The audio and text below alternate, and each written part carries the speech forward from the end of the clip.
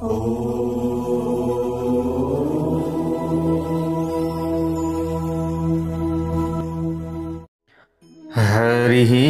ओम स्वस्ति श्री गणेशाय नमः। ओम नमो भगवते वासुदेवाय। ओम नमः शिवाय। ओंकारं बिंदु संयुक्तं नित्यं ध्यायन्ति योगिनः। कामदं मोक्षदं चैव ओंकाराय नमो नमः। नारायणं नमस्कृत्य नरं चैव नरोत्तमं देवीं सरस्वतीं व्यासं ततो जयमुदीरयेत्। जय श्री हरि, जय श्री राधे। श्री शिव महापुराण श्रवण गर्दै आउने क्रममा आज तपाईँ हामी आजको नयाँ भाग 106 मा उपस्थित भइसकेका छौँ। सबले भन्नु एकचोटि हर हर हर महादेव। भाग 106 सम्म तपाईँ हामी आइपुगेका छौँ प्यारा भक्त भागवत। यहाँनेरि जो ऋषिहरू हुनुहुन्थ्यो, ऋषिहरूले यज्ञ गर्ने स्थान निर्माण गर्नका लागि जो ब्रह्माजीसँग अनुरोध गरिसकेपछि ब्रह्माजीले चाहिँ त्यो स्थान निर्माणका लागि जो मनबाट उत्पन्न गराएर एउटा चक्र पठाउनु। त्यो चक्र आएर कहाँ खस्यो? जुन जङ्गलमा खस्यो। त्यो चक्रको निमी भन्छ, त्यो नोक, त्यसलाई नैमी। त्यो अरण्यमा आएर खस्यो। अरण्य भनेको जङ्गलमा। अब त्यो चक्रको निमी यानी कि नोक खसेको ठाउँमा गाडिएको ठाउँलाई नैमिषारण्य भनेर भन्न थाल्यो। त्यहीँनेरि ऋषिहरूले यज्ञ गर्न थाल्नु भएको थियो। प्यारभक्त भागवतहरू ल हेर्नुहोस्, त्यहीँनेरि ऋषिहरूले यज्ञ गर्न थाल्नु भएको छ। ब्रह्माजीले भन्नुभएको थियो कि यज्ञ गर्नु।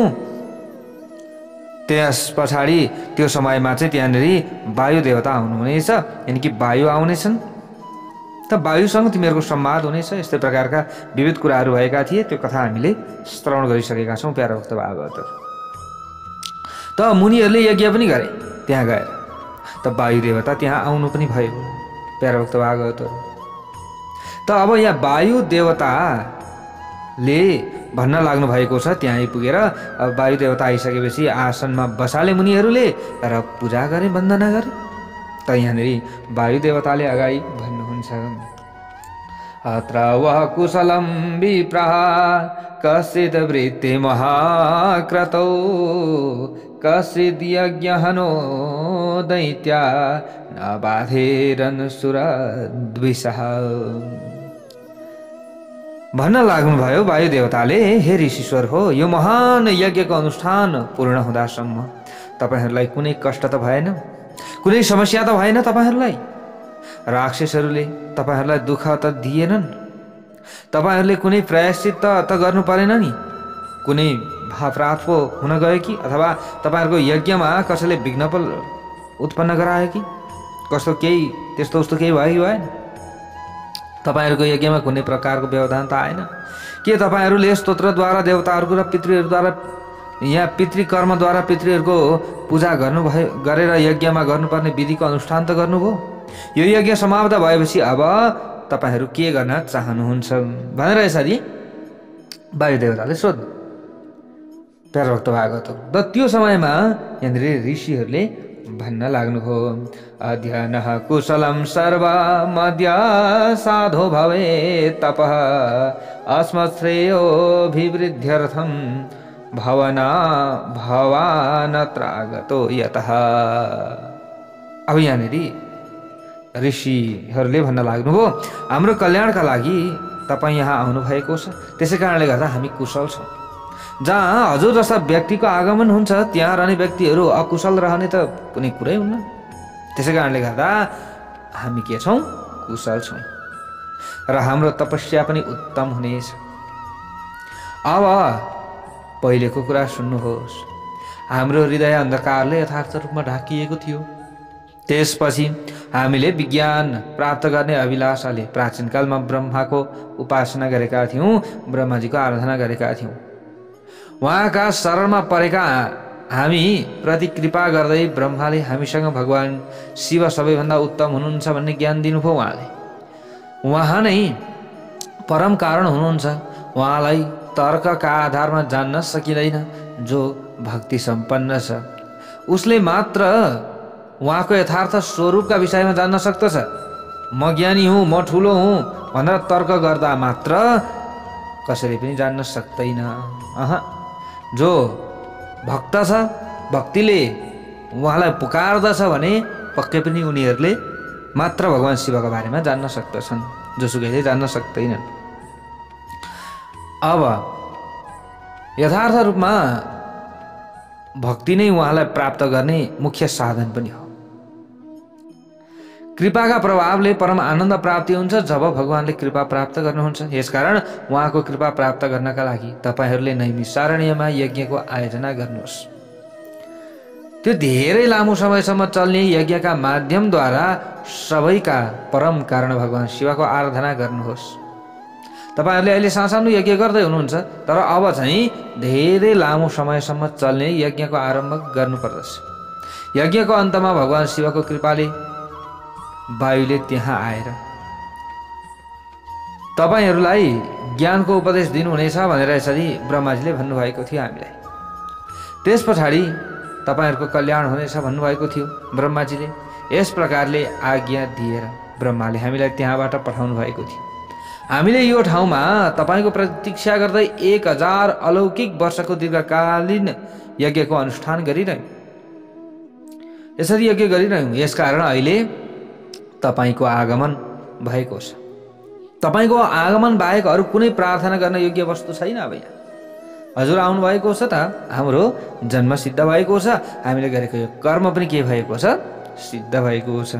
सबले भनौँ हर हर हर महादेव। त अब यहाँनिर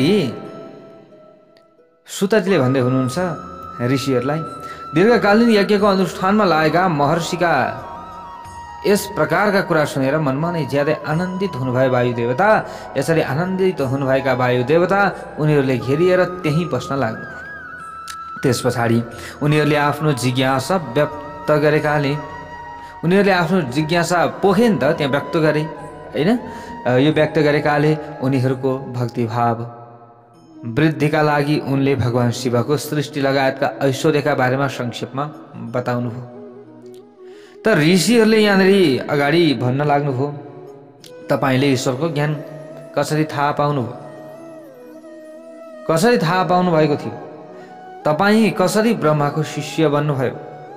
त्यो बताइदिनुहोस् भनेर ऋषिहरूले प्रश्न गर्न लागे। अब त वायुले अगाडि गएर वायु देवताले भन्न लाग्नुभयो 19औं कल्पको। यहाँनिर भन्दै हुनुहुन्छ वायु देवताले के भन्नुहुन्छ? 19विंशतिः कल्पो विज्ञेय श्वेतलोहिता तस्मिन् कल्पे चतुर्वक्त्रः स्रष्टु कामो तपः। हे ऋषिश्वरहरू, हे ऋषिहरू, 19औं कल्पको नाम श्वेत लोहित थियो। त्यो कल्पमा ब्रह्माले सृष्टि गर्ने इच्छाले तपस्या गर्न लाग्नु भएको थियो त्यो कल्पमा। र उनको त्यो कठोर तपस्याबाट सन्तुष्ट हुनुभएका भगवान शिवले उनलाई दर्शन दिनुभएको थियो। उहाँ अलौकिक यौवन अवस्था सम्पन्न स्वरूप धारण गरेर ज्यादै सुन्दर श्वेत नाम भएका मुनिका रूपमा अलौकिक वचन बोल्दै उनको अगाडि उभिनुभयो। यसरी वेदहरूका अधिपति र सबैका पालक भगवान शिवको दर्शन पाएपछि गायत्री सहित ब्रह्माले उहाँलाई प्रणाम गरे। उहाँलाई उहाँबाट के परम उत्तम ज्ञान पनि प्राप्त गरे। परम उत्तम ज्ञान पाए। यसरी ज्ञान पाएका ब्रह्माले चराचर जीवहरूको सृष्टि गर्न थाल्नु।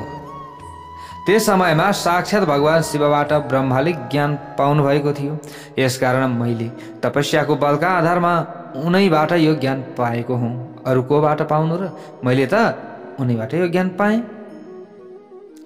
त ऋषिहरूले अगाडि गएर भन्नुभयो, तपाईले कुन ज्ञान पाउनुभयो त? जुन सत्यभन्दा परम सत्य र कल्याणदायक छ, जसमा उत्तम निष्ठा राख्ने मनुष्यले परम आनन्द पनि प्राप्त गर्दछ। कस्तो ज्ञान प्राप्त गर्नुभयो? त यसरी यहाँनिर प्रश्न गरे ऋषिहरूले। त वायु देवताले अगाडि गएर भन्नुहुन्छ, मैले प्राचीन कालमा पशुपतिको जुन ज्ञान पाएको थिएँ, सुख प्राप्त गर्ने अभिलाषा भएको मनुष्य त्यसमा धेरै निष्ठावान हुनुपर्दछ। अज्ञानबाट उत्पन्न भएको दुःख ज्ञानबाट हट्दछ, यो कुरा बुझ्नु पर्दछ। वस्तुको विवेकको नाम ज्ञान हो। प्रकृति, जीव र परमात्मा वस्तुका तीनवटा भेद हुन् भनेर जान्नु पर्दछ। यी तीनवटालाई सिलसिलाबद्ध रूपमा पाशु अनि पशु र पशुपति भनिन्छ। ज्ञानीले यी तीनवटा तत्त्वलाई क्षर अक्षर ती दुईभन्दा अतीत पनि भन्दछन्। अक्षरलाई पशु भनिन्छ भने क्षर तत्त्वको नाम पाशु हो। क्षर र अक्षर भन्दा पर जुन परम तत्त्व छ त्यसलाई पति वा पशुपति भनिन्छ। सबले भनौँ हर हर हर महादेव। प्रकृतिलाई क्षर भनिन्छ भने जीवलाई अक्षर भनिन्छ। क्षर भनेको के हो? प्रकृति हो। ती दुवैभन्दा अलग तत्त्वलाई परमात्मा भनिन्छ। मायाको नाम प्रकृति हो भने पुरुष त्यो मायाले यथार्थ रूपमा ढाकिएको छ। पाप र कर्मका आधारमा प्रकृतिको पुरुषसँग सम्बन्ध हुन्छ।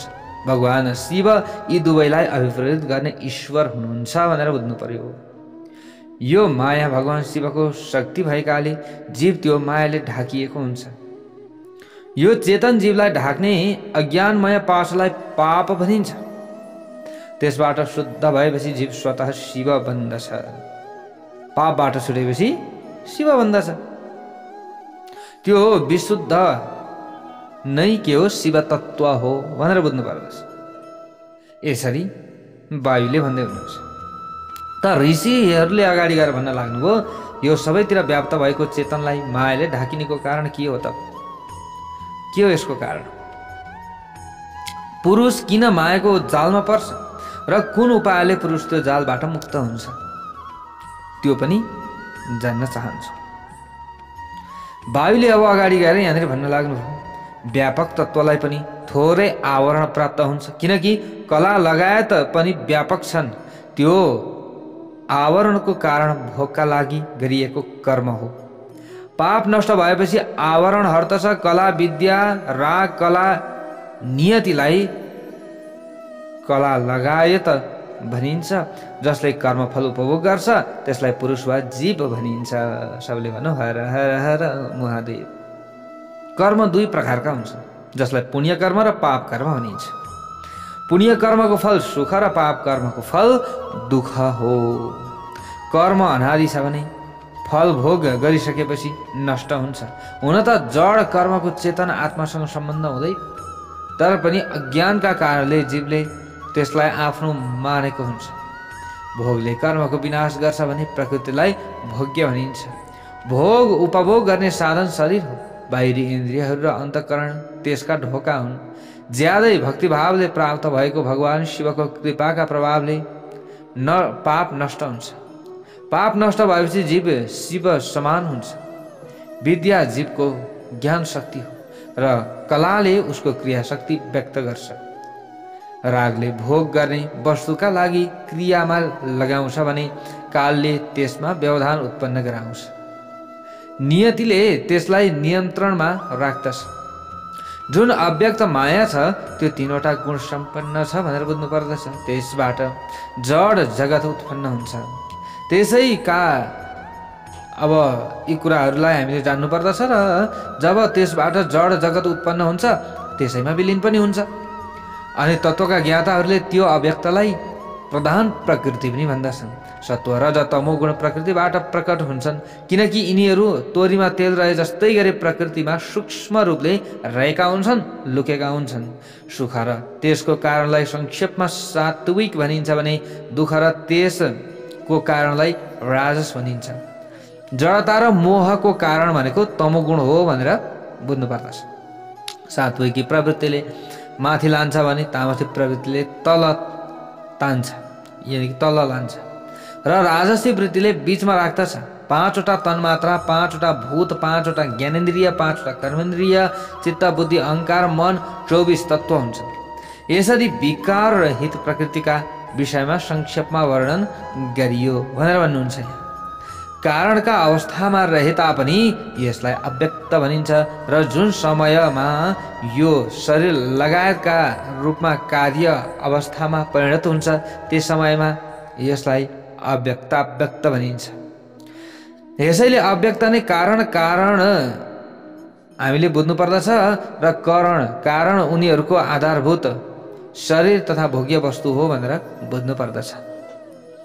यसरी यहाँनिर ज्ञान दिँदै हुनुहुन्छ। तर ऋषिहरूले फेरि अगाडि गएर सोधे, बुद्धि इन्द्रिय र शरीर बाहेक कुनै आत्मा नाम भएको वस्तुको यथार्थ स्थिति कहाँ छ त? अब आत्मालाई त नछुन सकिन्छ न केही गर्न सकिन्छ, त्यो कहाँ छ त? वायुले अगाडि गएर भन्नुहुन्छ, बुद्धि शरीर र इन्द्रिय भन्दा अलग चेतन अवश्य छ। हामीले यो बुझ्नु पर्दछ। के छ? अलग छ चेतन, त्यो अवश्य छ। आत्मा नाम भएको कुनै पदार्थ निश्चय पनि विद्यमान छ भनेर बुझ्नु पर्दछ। तर त्यसको अस्तित्वको कुनै कारण भेट्न धेरै कठिन छ। त्यो कारण पत्ता लगाउन, त्यो कारण भेट्न नै व्यक्तिहरूलाई गाह्रो पर्छ। ज्ञानीले बुद्धि इन्द्रिय र शरीरलाई आत्मा मान्दैनन्, किनकि बुद्धिको ज्ञान असीमित छ। त्यसबाट समग्र शरीरको एकैपटक अनुभूति हुन्छ। यसकारण वेद र वेदान्तहरूमा आत्मालाई पहिलेका विषयहरूको स्मरणकर्ता अथवा जान्न योग्य सबै पदार्थमा व्याप्त र अन्तर्यामी बताइएको छ। वेदमा यसरी बताइएको छ, न च स्त्री न पुमानेश नैव चापि नपुंसक नैवर्ध्वं नापि तिर्यक् च नादस्तान्न कुतश्चन। अब हेर्नुहोस्, यहाँनिर बताइएको छ यो आत्मा स्त्री पुरुष वा नपुंसक केही पनि होइन। यो आत्मा न स्त्री हो, न पुरुष हो, न नपुंसक, केही पनि होइन। अगल बगल तल र कुनै पनि ठाउँमा रहेको देखिँदैन। यो चलायमान सबै शरीरमा अविचल निराकार र अविनाशी रूपमा रहेको हुन्छ। ज्ञानले निरन्तर चिन्तन गर्दा त्यो आत्मतत्त्वसँग साक्षात्कार गर्न सक्दछन् अथवा त्यसको अनुभूति गर्छन् भनेर यहाँनिर बताइएको छ। यत् शरीरमिदं प्रोक्तं पुरुषस्य यतः ततः परम् अशुद्धमवशं दुःख मध्रुवं न च विद्यते। जीवको जुन यो शरीर रहेको छ, यो भन्दा धेरै अशुद्ध कर्मको अधीनमा रहने दुःखले परिपूर्ण भएको र अस्थिर अर्को कुनै वस्तु छैन। यो शरीर नै सङ्कटको आदि कारण हो। यसकारण शरीरले सम्पन्न भएको जीव आफ्नो कर्मअनुसार सुखी दुखी र अविवेकी हुन्छ। जसरी पानी लगाएको खेतमा टुसा पलाउँछ, त्यसै गरी ज्ञानले ढाकिएको कर्मले नयाँ शरीर जन्माउँछ। यसकारण यो शरीर धेरै दुःखहरूको घर हो। दुःखालयम अशाश्वतम भनिन्छ नि, के हो? हामी त दुःखको घरमा आएका छौँ अनि सुख खोज्छौँ। प्यारभक्त भागवतहरू, दुःख भोग्न आएका छौँ अहिले हामी, अनि हामीलाई चाहिँ आराम मिलोस्, ऐश मिलोस्, धन सम्पत्ति मिलोस्, सबै कुरा मिलोस् भनेर हामी अगाडि बढ्छौँ। प्यारभक्त भागवतहरू। अब हेर्नुहोस् है, तर यसरी भगवान शिवको नाम जप्ने आदिलाई यमराजको दण्ड सहनु पर्दैन। यो कुरा बुझ्नु पर्यो। प्यारभक्त भागवतहरू, यमराजको दण्ड सहनु पर्दैन भनेर बताइएको छ। नैवास्य भविता कसिन्नासौ भवति कस्यचित् पथि सङ्गम एवायं ददैहि पुत्रैश्च बन्धुभिः। भूतकालमा धेरै शरीर नष्ट भए र भविष्यमा हजारौं शरीर उत्पन्न हुन्छन्, अनि तिनीहरू आएर जुन समयमा प्रकट हुन्छन् त्यस समयमा जीवले तिनीहरूलाई परित्याग गरिदिन्छ। यो संसारमा कुनै पनि जीवात्मालाई एउटै शरीरमा आनन्द कालसम्म बस्ने अवसर प्राप्त हुँदैन। एउटै शरीरमा कहाँ आनन्द तरिकाले बस्न पाउँछ र? पाउँदैन। त आनन्दको अनुभूति नै प्राप्ति हुँदैन। यसरी बताइएको छ। यो संसारमा जुन स्त्री पुरुष अथवा जुन स्त्री पुत्र बन्धु बान्धवहरूसँग भेटघाट हुन्छ, ती बाटामा हिँड्दा भेटेको अर्को बटुवा जस्तै हुन्। जसरी नदीले एक ठाउँबाट एउटा काठ अर्को ठाउँमा पुर्याउँछ र अर्को ठाउँमा यसरी पुर्याइसकेपछि बगाइसकेपछि ती दुवै काठ कतै केही समयका लागि चाहिँ एकै ठाउँमा रहन्छन् र फेरि छुटिन्छन्। त्यसै गरी जीवको भेटघाट पनि संयोग र वियोग सम्पन्न हुन्छ। कुनै पनि दुईटा सामान एकै ठाउँमा राखियो भने त्यो राखिन्जेल त्यहाँ मिलेको हुन्छ, तर एकैछिनमा त्यो छुटिन्छ। यसरी बताइएको छ उदाहरणसहित। यो समग्र ब्रह्माण्डमा रहेका ब्रह्मादेखि स्थावर प्राणीसम्मका सबै जीवलाई पशु भनिन्छ। ती सबै पशुहरूका लागि यो उदाहरण वा दर्शन शास्त्र बताइएको छ। यी जीवले पासोमा बाँधिएर सुख र दुःख भोग्ने भएकाले यसलाई पशु भनिएको। के भनिएको? पशु भनिएको। यो विश्वको रचना गर्ने कुनै पति हुनुहुन्छ? यो विश्व त्यतिकै त बने होइन, यसलाई निर्माण गर्ने पनि कोही न कोही त हुनुहुन्छ। त्यो पावरमा प्यारा भक्त भागवतहरू जसलाई असीमित र रमणीय गुणहरूको आधार भनिन्छ, उहाँले नै जीवहरूलाई यो संसार र बन्धनबाट मुक्त के गरिदिनुहुन्छ? मुक्त गराइदिनुहुन्छ। यसरी बताइएको छ। उहाँ बिना यो संसारको सृष्टि असम्भव छ, किनकि जीव अज्ञानी र पासो अचेतन छ। प्रकृति सहित जति पनि जड तत्त्व छन् तिनीहरू सबैको हर्ताकर्ता उहाँ पति नै हुनुहुन्छ। को? पशुपति। उनै श्री महादेव हुनुहुन्छ भनेर यहाँनिर बताइएको छ। किनकि कुनै चेतन कारणको अभावमा यी जड तत्त्वहरूको सूचना हुन सम्भव हुँदैन। पशु पासो अनि त्यहाँबाट पतिका जुन अलग अलग स्वरूप छन् त्यसका विषयमा यथार्थ ज्ञान हासिल गरेका ज्ञानी जीवको अब योनिबाट मुक्त हुन्छ र क्षर र अक्षर एक अर्कामा समायोजित हुन्छन्। पति वा भगवान शिवले यो देख्न सकिने र नदेखिने अथवा देख्न नसकिने जगतको पालन पोषण गर्नुहुन्छ। उहाँले नै जगतलाई बन्धुबान्धवबाट मुक्त गरिदिनुहुन्छ। अब यसरी बताइएको छ। क्षर र अक्षर एक अर्कामा समायोजित हुन्छन् भनेर बताइएको छ। पति वा भगवान शिवले यो देख्न सकिने र नदेखिने जगतको पालन पोषण गर्नुहुन्छ। पालन पोषण गर्नेवाला को हुनुहुन्छ? उनै देवादिदेव हुनुहुन्छ। पति वा भगवान शिवले देख्न सकिने नसकिने जगतको सबै उहाँले के गर्नुहुँदो रहेछ? पालन पोषण गर्नुहुँदो रहेछ। पति वा भगवानले भनिएको छ।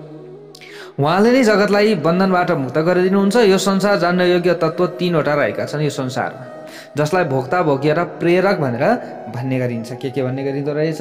भोक्ता, भोग्य र प्रेरक। ज्ञानीका लागि यी बाहेक जान्ने योग्य अरू कुनै पनि वस्तु छैनन्। यो संसारको सृष्टि हुनुभन्दा पहिले भगवान शिव मात्र हुनुहुन्थ्यो। उहाँले यो जगतको सृष्टि गरेर यसको रक्षा गर्नुहुन्छ र अन्तमा सबैको संहार पनि गर्नुहुन्छ। उहाँका सबैतिर आँखा, मुख, हात र गोडा रहेका छन्। सबले भनौँ हर हर हर महादेव।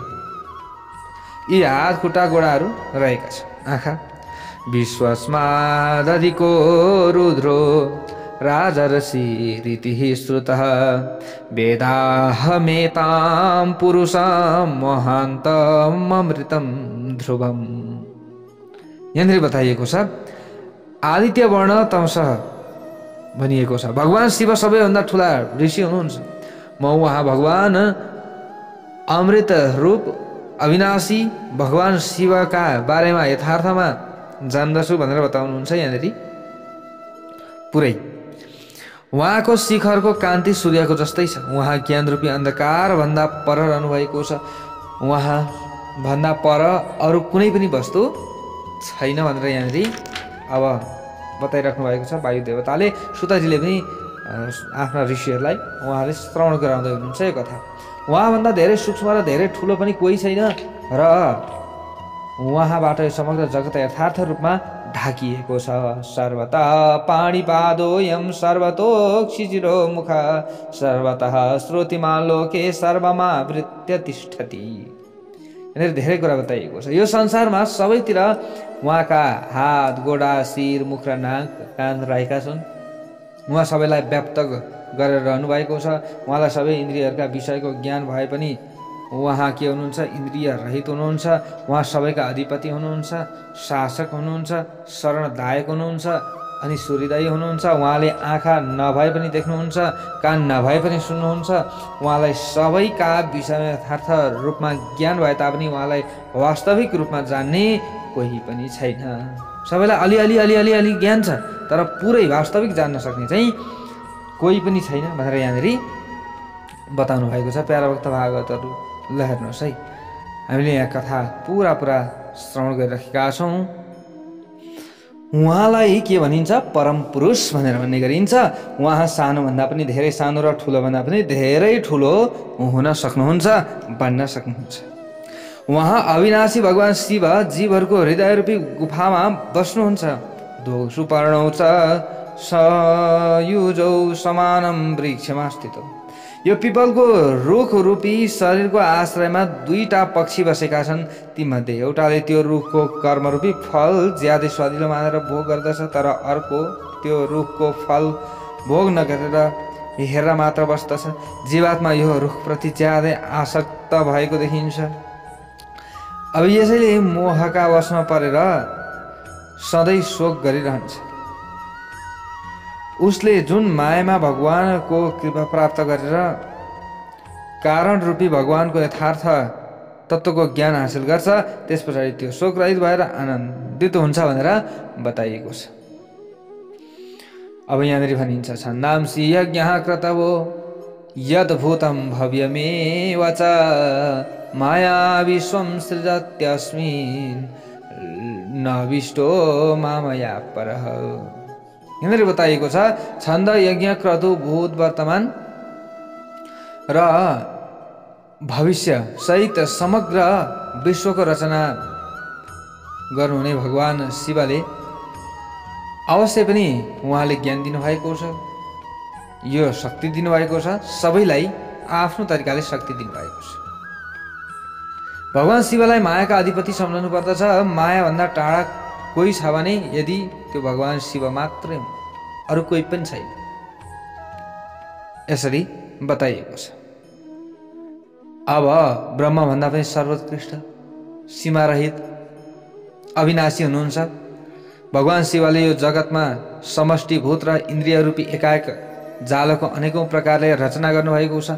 यसको विस्तार गर्नुहुन्छ, त्यस पछाडि रचना गरेर भने संहारका समयमा यी अनेकौं एउटै बनाइदिनुहुन्छ अनि फेरि सृष्टिका समयमा सबैको पहिलेको जस्तै गरी रचना गरेर सबैभन्दा उज्यालो बनाउँदै अब आफू पनि प्रकाशमय हुनुहुन्छ। अनि त्यसपछि त्यसै गरी भगवान शिवले अब यहाँ एक्लै समग्र अब यहाँनिर कारण रूपी पृथ्वी लगायतका तत्त्वहरूलाई नियमन गर्नुपर्दछ भनेर बताइएको छ। जसले श्रद्धा र भक्तिभावद्वारा जान्न योग्य आश्रय रहित जगतको सृष्टि वा संहार गर्ने कल्याण स्वरूप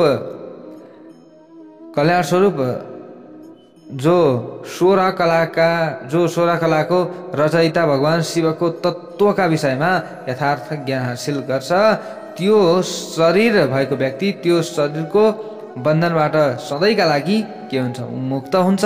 उसले पनि देवताको रूपलाई धारण गर्छ र स्वर्गतिर लाग्दछ। यसरी यो कुराहरू यहाँ बताइएको छ। परस्त्री कालादकलः स एव परमेश्वरः सर्वतः त्रिगुणाधीशो ब्रह्म साक्षात् परात् परः। यहाँनिर यी कुराहरू बताइएको छ प्यारो भक्त भागवत। मोक्षु रस्मात् संवत्सरात् परमात्मा तीनवटै कालभन्दा पर कला रहित सबैका ज्ञाता तीनवटा गुणका स्वामी र साक्षात परभन्दा पनि पर रहनुहुने ब्रह्म हुनुहुन्छ। यो समग्र विश्व उहाँको स्वरूप हो, यसलाई पनि हामीले भुल्नु हुँदैन। उहाँ सबैको अधिपति हुनुभएका कारणले गर्दा तैपनि आफू जन्म रहित स्तुति गर्न योग्य प्रजाको पालन गर्ने देवताहरूको पनि देवता समग्र जगतका लागि पूजा गर्न योग्य हुनुहुन्छ। हामीले आफ्नो हृदयमा रहनुभएका परमात्माको उपासना गर्नुपर्दछ भनेर बताइएको छ प्यारा भक्त भागवत। जसले कालभन्दा पर समग्र जगतका रचयिता, धर्मका पालक, पाप विनाशक, भोगहरूका अधिपति, विषयका आधार, ईश्वरहरूका लागि पनि ईश्वर हुने हुनुहुन्छ प्यारा भक्त भागवतहरू। धेरै लामो धेरै कुराहरू यहाँ राखिएको छ। अब वेदमा बताइए अनुसार ज्ञान र बल र क्रिया उहाँका स्वाभाविक शरीर स्वाभाविक पराशक्ति हुन् भनेर बताइएको छ प्यारा भक्त भागवतहरू। शक्तिहरूबाट यो समग्र विश्वको रचना भएको हो। शक्तिबाटै यो समग्र संसारको के भएको हो? रचना भएको हो। उहाँ सबै कारणहरूको कारण तथा तिनीहरूको अधिपति हुनुहुन्छ। उहाँ समग्र जगतका सबैभन्दा जीवमा सबैभन्दा उहाँ के हुनुहुन्छ? करुणाका खानी हुनुहुन्छ भनेर हामीले यसरी बुझ्नु पर्दछ प्यारा भक्त भागवतहरू। उहाँ नित्यहरूको पनि नित्य र चेतनहरूको पनि चेतन हुनुहुन्छ। उहाँ कामना रहित हुनुभए तापनि धेरैको अभिलाषा परिपूर्ण गरिदिने परमात्मा हुनुहुन्छ भगवान शिव। उहाँ ज्ञान योग र निष्काम कर्म योगद्वारा प्राप्त गर्न सकिने सबैका कारण रूपी भगवान शिवका तत्त्वको ज्ञान पाएको जीव सबै बन्धनबाट मुक्त हुन्छ भनेर बताइएको छ। यो वेदान्तको ज्यादै गोपनीय ज्ञान हो जुन मैले तिमीलाई श्रवण गराएँ। प्राचीन कालमा भगवान शिवबाट प्यारा भक्त भागवतहरू यो ज्ञान प्राचीन कालमा शिवबाट ब्रह्माजीले प्राप्त गर्नुभएको थियो। त मैले पनि यो ज्ञान प्राचीन कालमा ब्रह्माबाट प्राप्त गरेको थिएँ भनेर यहाँ वायु देवताले भन्दै हुनुहुन्छ। जो श्रम र दम रहित छ त्यसलाई यो उत्तम ज्ञानको उपदेश दिनु हुँदैन। जो आफ्नो पुत्र सदाचारी शिष्य विहीन छ होइन, आफ्ना चाहिँ सन्तान विहीन अथवा शिष्य विहीन छ, आफैले घमण्ड गर्दछ, म हुँ सबैभन्दा जान्ने हुँ भन्दछ, तर जाने केही छैन, त्यसलाई पनि यो ज्ञान यो उपदेश दिनु हुँदैन। किनभने अर्थको अनर्थ हुन्छ नि त, अर्थको अनर्थ लगाउँदछन् व्यक्तिहरूले, त्यसले व्यक्तिहरूलाई के गर्दछ? डुबाउँदछ प्यारा भक्त भागवतहरू। यस्य देवो पराभक्तिर्यथा देवे तथा गुरौ तस्यैते कथिता ह्यर्था प्रकाशन्ते महात्मनः। जसको भगवान शिवमा परम शक्ति रहेको छ, भगवान शिवमा जस्तै गुरुमा पनि भक्तिभाव रहेको छ, त्यो महात्माले मात्र यो रहस्यको अर्थ यथार्थ रूपमा बुझ्न सक्दछ भनेर वायु देवताले बताउँदै हुनुहुन्छ। यसकारण संक्षेपमा यसको सिद्धान्तको कुरा अब सुन्नुहोस् भनेर यहाँ बताउनुहुन्छ। भगवान शिव प्रकृति र पुरुषभन्दा पर हुनुहुन्छ। उहाँले नै यो जगतको सृष्टि र संहार गर्नुहुन्छ। पहिले ब्रह्माले आफू जस्तै 5वटा मानस पुत्र उत्पन्न गराउनु भएको थियो। तिनीहरूको नाम सनक, सनन्दन, सनातन, सनत कुमार र पुलस्त्य हो। यिनीहरू सबै तपस्वी, वैराग्य सम्पन्न र दोष रहित थिए। यिनीहरू ज्यादै एकाग्रतापूर्वक परब्रह्मको चिन्तनमा लागिरहन्थे। यसकारण यिनीहरूमा सृष्टिको रचना गर्ने अभिलाषा उत्पन्न भएन। यसरी सनकसहित सबै सृष्टिप्रति उदासीन भएर हिँडेपछि ब्रह्माले फेरि सृष्टि गर्ने इच्छाले ज्यादै कठोर तपस्या गर्नुभयो प्यारा भक्त भागवतहरू। यसरी धेरै लामो समयसम्म तपस्या गर्दा पनि आफ्नो इच्छा पूर्ण नभएपछि उनको मन धेरै दुखी भयो। त्यो दुःखबाट रिस उत्पन्न भयो। यसरी धेरै रिसाएकाले ब्रह्माका दुवै आँखाबाट आँसुका थोपा खस्न थाले। त्यसका ती आँसुबाट भूत प्रेत उत्पन्न भए भनेर बताइएको छ। यसरी आफ्नो आँसुबाट उत्पन्न भएका भूत प्रेतलाई देखिसकेपछि ब्रह्माले आफ्नै निन्दा गर्न थाल्नुभयो। त्यो समयमा प्यारा भक्त भागवतहरू, धिक्कार छ मलाई जसले मैले भूत प्रेतको सृष्टि गरेँ। यो समयमा रिस र मोहका कारणले उनी गहिरो मूर्छामा परे। त्यो समयमा को? ब्रह्माजी। यसरी रिसले मूर्छित भएका ब्रह्माले आफ्नो प्राण परित्याग गरिदिए। त्यो समयमा त्यस पछाडि प्राणहरूका अधिपति अतुलनीय कृपा गर्नका लागि भगवान शिव ब्रह्माको अगाडि तुरन्त प्रकट हुनुभयो प्यारा भक्त भागवतहरू। त्यस समयमा उहाँ 11 रूपमा प्रकट हुनुभएको कथा प्रसङ्गहरू छ। भगवान शिवले आफ्ना 11 स्वरूपलाई भन्नुभयो। ल हेर्नुहोस् प्यारा भक्त भागवतहरू, त्यहाँनिर 11 स्वरूपका रूपमा प्रकट हुनुभयो को भगवान उनी शिव फेरि के भएर आउनुभयो त्यहाँनिर अर्को रूपलाई धारण गरेर आउनु त्यो एउटै रूपलाई 11 रूप चाहिँ बनाएर उहाँ आउनुभएको हामीले यसरी बुझ्नु पर्यो त त्यो 11 रूप प्राप्त भएका ती 11 रुद्रलाई भगवान शिव फेरि तुरुन्त प्रकट भएर भन्नुहुन्छ मैले लोकहरूको कल्याण गर्नका लागि तिमीहरूलाई सृष्टि गरेको हुँ यसकारण तिमीहरू आलस्य रहित भएर लोकको स्थापना कल्याण र प्रजा वृद्धिको कार्यमा तत्परतापूर्वक लाग भनेर यसरी भगवानले अराउनु भयो प्यारा भक्त भागवतहरू यहाँनिर भगवान शिवका यस्ता प्रकारका कुरा सुनिसकेपछि तिनीहरू रुँदै चारैतिर दौडन थाले यसरी रुँदै दौडिएकाले तिनीहरूको नाम रुद्र भएको हो जो रुद्र छन् तिनीहरू प्राण हुन् भने जुन प्राण छ त्यो महात्मा रुद्र हो त्यस पछाडि भगवान शिवले मृत भएका ब्रह्मालाई फेरि जीवनदान दिनुभयो ब्रह्माको शरीरमा प्राण आएपछि रुद्रहरू हर्षित भए भगवान शिवले ब्रह्मासँग भन्न लाग्नुभयो अब के भन्नुहुन्छ भोलि हामीले श्रवण गर्नेछौँ सबले भनौँ हर हर महादेव।